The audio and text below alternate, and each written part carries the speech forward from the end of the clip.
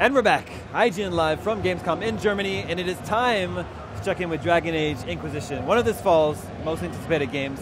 Cameron is here to tell us all about it. What are you guys showing off here for Gamescom? We brought a new demo to Gamescom just for everyone here in Germany, and what we're showing here is the war table that you have as the leader of the Inquisition. And on this war table, you've got over 300 different missions to send your agents and soldiers and scouts out on. And that could be to repair bridges in the area that you've been exploring to get access to new parts.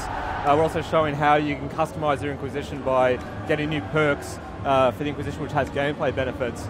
And then what we'll do here is we'll jump into Ferelden, and you can see we're going to start an operation to send our scouts into a new area of the world that we might want to go and explore called the Fallow Mire. And the reason why we're doing that is some of our Inquisition soldiers have been captured by some barbarians, and we might want to go in there and rescue them. But along the way, you know, it's an open world game, so you can explore a whole bunch of different parts of the world. And so this is it. This is your Inquisitor that we have today. This is a human female warrior Inquisitor, but of course you could be any of the different 4 races, 3 classes, and customize how you look as well. He wants them to fight you. So this is Scout Harding. She's the lead scout for the Inquisition. She has a whole bunch of scouts that go off and set up Inquisition camps for you throughout the world, and once you've got a first camp in one of these big open areas of the world, then you can go in there and you can start looking at exploring and uncovering the secrets and just run around and have fun. But this is a very tense area. It's a creepy swamp. There's lots of undead that have been raised because a plague went through this area and wiped everyone out. Now you mentioned the camps. Are those the same things as the keeps, or are these different? A little bit different. They're kind of like small versions of keeps. Okay. You know, as an Inquisitor, you have the ability to send your soldiers and forces through the world to set up camps, and you can find other little opportunities to set up camps as well as you explore the world. But you can also capture these big keeps, as you mentioned, and when you do that, you bring your Inquisition forces into them, you populate that keep, gives access to new side content in the world. And then, of course, you have Skyhold, which is your massive castle, which is your seat of your power as the Inquisition. And within Skyhold, that's where you have that war table that we just saw. Sure.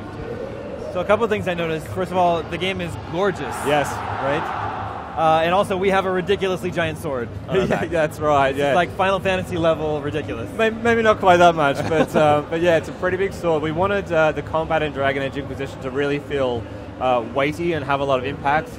We've slowed it down quite a lot because we want that sort of visceral punch when you swing, and you can see there, you know, how much weight is going behind that two-handed sword. Yeah. But that's just a warrior. I mean, a warrior could be using a shield and a sword or a mace, or we did have one version of this demo where the Inquisitor was using this massive warhammer, you know, doing this big sort of stomps, and that was very interesting when you pound an undead corpse into the ground repeatedly. It's very cool. Our sword was also on fire. Also on fire, yeah, absolutely. So you can enchant your weapons and armor through the game. So we've got a fire rune on this sword here, so it's a big flaming sword when you pull it out in combat. But there's things like frost runes and lightning runes, there's vampiric runes as well. There's a whole variety of ways that you can enchant the weapons and armor that you either find or craft in the world. Are these enemies we're fighting, are these the plague victims? These are the plague victims, that's right, yeah. So what you'll find as you explore this environment is that this plague came through, wiped everyone out. They tried to burn a lot of the bodies, but the plague was too deadly, and it just killed everyone before they could burn all the corpses. And then someone or something is causing these things to raise from death. And really, this area, anytime you start to walk in the water and disturb the water, more corpses, more undead start to spawn around you. And these pillars here that we're seeing now, we can use our mage, Solus here, to light a Veilfire beacon. And by doing that, we draw some demons back up onto solid ground, and they bring some of the undead with them. So it's a great way to think about how you can avoid some of the corpses in the water and pull them up onto solid ground. So this is one of the terror demons that we have. It's this crazy, nasty-looking demon, and it's come from the Fade. So of course that big rift in the sky that you may have seen from E3 and other trailers, that's causing a lot of these spirits and demons to come into the world. So here we've got the Inquisitor lighting a torch from that Veilfire, and that's going to allow us to uncover various hidden runes throughout the world. And in this case, it starts a chain of content, chain of stories to uncover the truth behind this undead and the plague. So, yeah, there's lots of different secrets in the world to find, just like that. Would this be considered a side quest in the game? This is really a side quest, absolutely. This is an area of the game. Of course, we're an open world game with multiple regions. The story that we're telling in Inquisition is far too broad and vast to be able to tell in a single area. So we wanted to take the player all over these 2 different countries, being Ferelden and Orlais. And as a consequence of that story being so large, we need to take the player to different locations. So things like this swampy area or massive deserts. This thing is cool. This thing's very cool, yeah. I can't even pronounce the name of it, but it's this crazy lizard creature.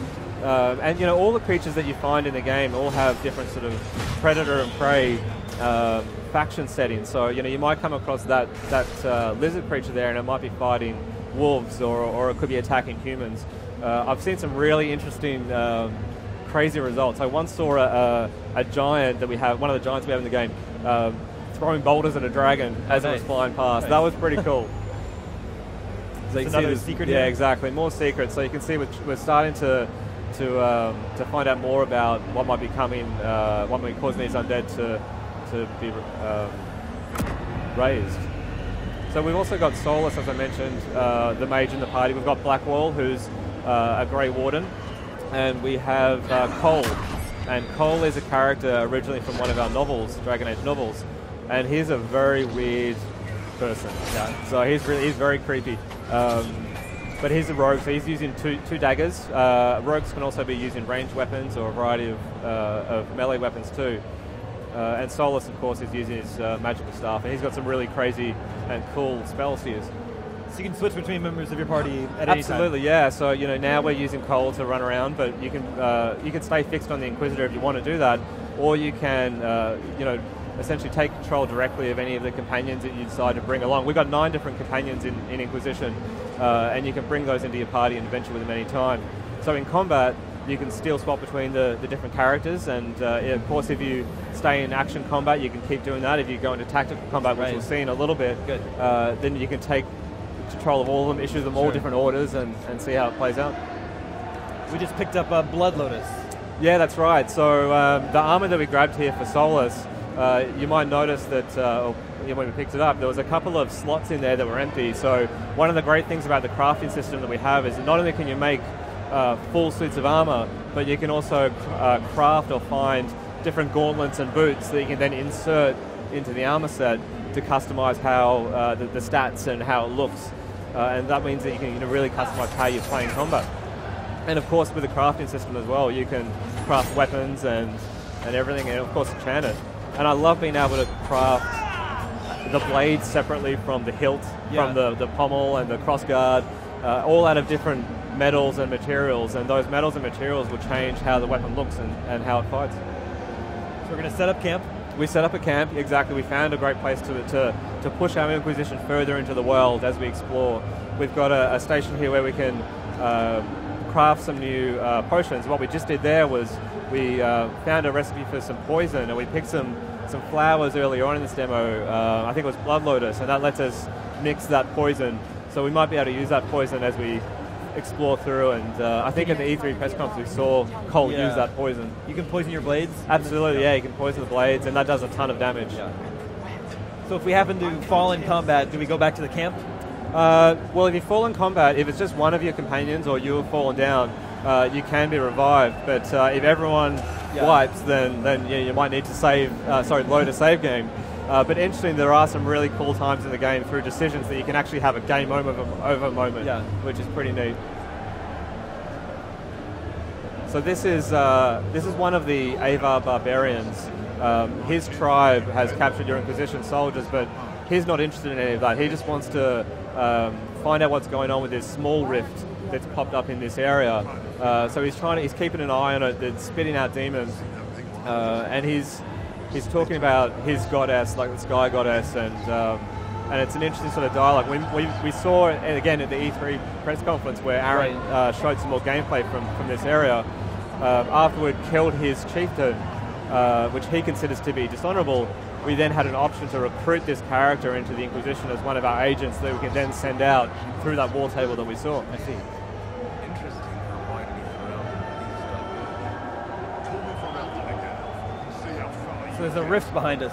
There is, exactly, and I think we're going to try and we're going to tear it open. It's sitting there at the moment, but we're going to tear it open so we can then close it, kill some demons, and bring a bit of stability to this part of the region. So the Inquisitor, you know, as you can see there, is opening up this rift. At the beginning of the game, you are blown into the Fade in this massive explosion, and that gives you the ability to manipulate these rifts in some way. Okay, so here we get to see the tactical view. Exactly, so this is the tactical view. We've brought it back from Dragon Age Origins and enhanced it. So you can see as we hover over some of the enemies there, we can see some details, their strengths and weaknesses. The more we fight creatures, the more information we're going to have about them. So, you know, we'd set up some basic attacks there, a whirlwind for the Inquisitor, and then we advance time, seeing how that strategy plays out. And then at any point you can jump back into action mode if you want, but here we've got a Wraith, it's a new enemy in the world. So we've got okay, so now we're in direct control of Cole. He's a high damage, we've expected to be high damage, so he's just going to run around and kill things. The Skywatcher Barbarian is fighting on our side, which is really cool.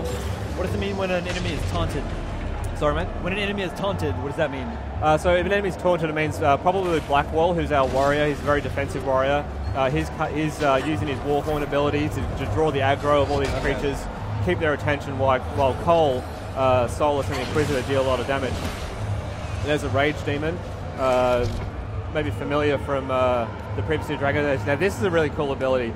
As the Inquisitor has this special ability, this Mark of the Rift, that she's using her connection to the Fade to essentially banish all of the demons in an area of effect, which means it simplifies that combat a lot, and it's a really great way to just wipe them out. But you can't use it all the time, so. How's this battle going? It's going pretty good. Okay. So yeah, they defeated all of the demons that came out of the Rift. The Inquisitor's now going to close it down, and by doing so, that earns power and influence for your Inquisition, which you can then again spend on more operations and missions at the war table that we saw at the beginning. And some loot there, that Spirit Essence you can convert into enchanting weapons, which is great. And that's pretty much what we've got to show you today. I am going to get lost in this game. Yes, when it comes it down. is massive. So much to do. Absolutely huge. It's actually also part of the new EA Access plan that was just announced, right? That's right, that's right. Yep. So that means if you subscribe to EA Access, you get early access to the game. Yeah, you'll get early access early, to a part of the game, which we'll talk about at a later point. But then you can like start playing the game, and then your save file will carry over. Absolutely, yeah. Game that's launches. right. Yeah, yep, that's very cool. Dragon Age Inquisition is out November 18th. That's right. Cameron, thank you so much for coming by the show. Thanks, mate. The game looks awesome. Welcome. Stay tuned. Lots more to come from IGN Live at Gamescom, presented by Dead Island 2 right after these messages.